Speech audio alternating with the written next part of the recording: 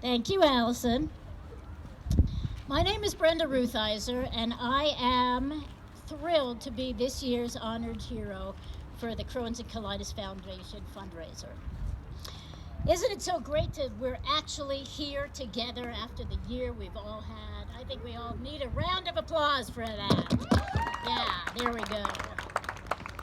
And as Allison had mentioned, I'm here today because I am 100% committed to finding a cure. And I want to show all of my IBD fellow sufferers that although we have this disease that interrupts our life on a daily basis, especially when we feel crummy, it doesn't define us. And there's a full, exciting life out there just waiting for you to enjoy it. I'm also the team captain for Brenda's Cronies. I'm 60 years old, a retired mechanical engineer, designing antennas and military electronics. I'm married to my husband, Terry, who's filming. Yeah, he's the one who always knows where the nearest hospital is, no matter where we are, because unfortunately, I usually need it, especially on overseas vacations. But we'll get more into that a little later. But hey, enough about me. Let's talk about IBD. I've had Crohn's since I was 13. That's 47 years ago, if you've done the math in your head. Wow, that's shocking to just say it in my head. But wait, there's more. Because of IBD, I also have a permanent ileostomy, which I've had for over 40 years. And I am the lucky one in our family and the only one in my family to have IBD. I think I'd call that a trifecta.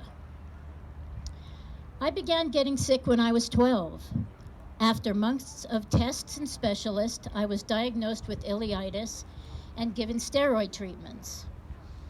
When that didn't work, the solution was resection surgery.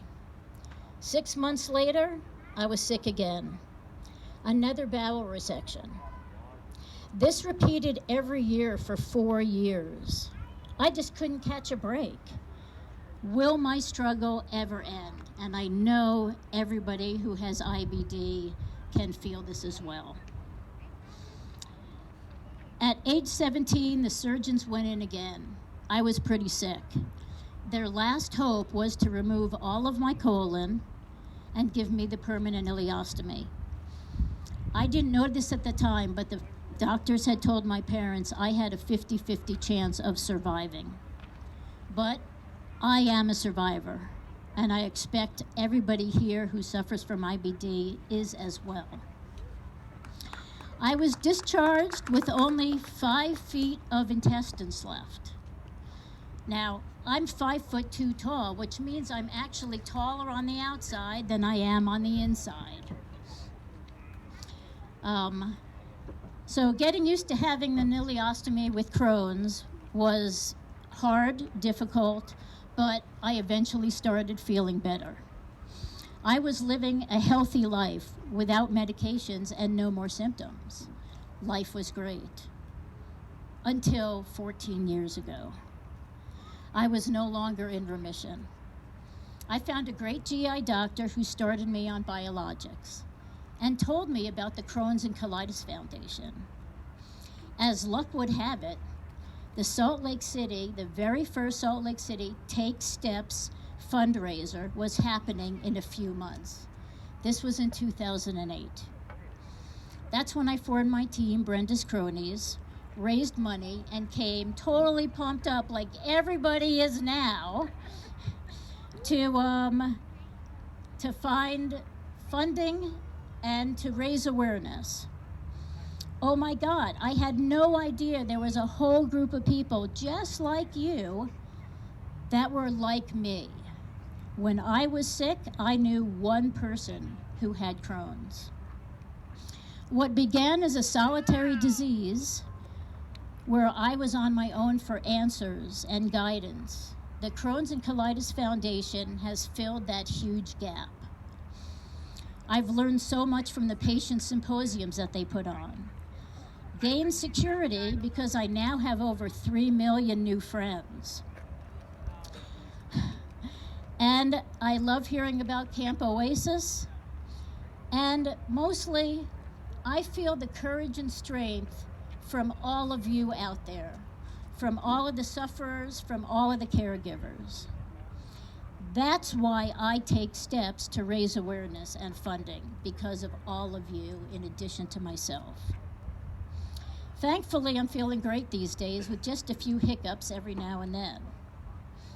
Sadly, I have seen the inside of many hospitals all over the world. But we just think of it as our own private excursion when we're on vacation. We rate every hospital. If you're ever in Bangkok, always go to the hospital there. They are top-notch. Sadly, last year, when we were in China, I had a little episode and needed to find help. So they were very efficient in China, and thank God we had our interpreter there the entire time. We've also had to rate Morocco. That's the bottom of the heap. Do you know when you're in Morocco and you go to the hospital, you need to bring your own bedding? That was a shock for us. For all you new IBD kids on the block, please know that you are not alone. So many of us here have been where you are now.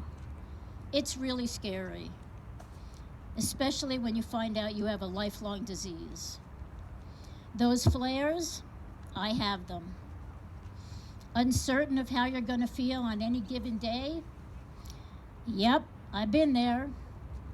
Worries about traveling? Definitely. But I find ways to manage them. I always travel with my safe food kit in case I have an episode. I always carry an ostomy change just in case. We always get trip insurance because, sadly enough, we have used it. And it's important for us to maintain my hydration, so I'm very good at that.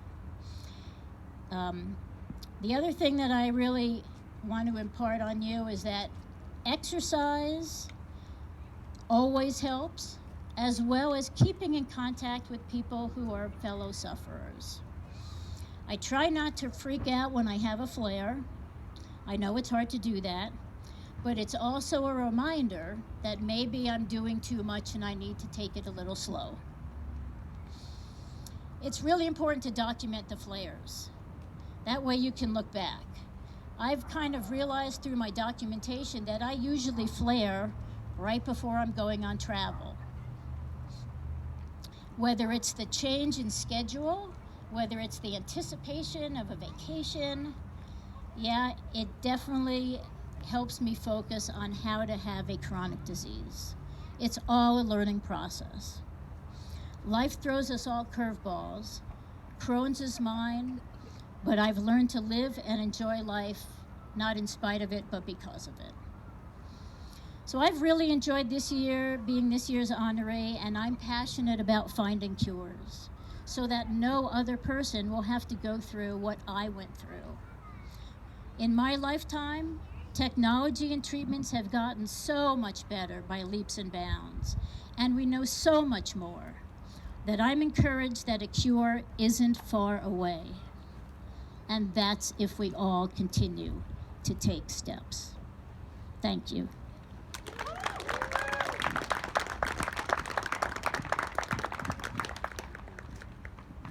Thank you so much, Brenda, for sharing with us today. Let's have an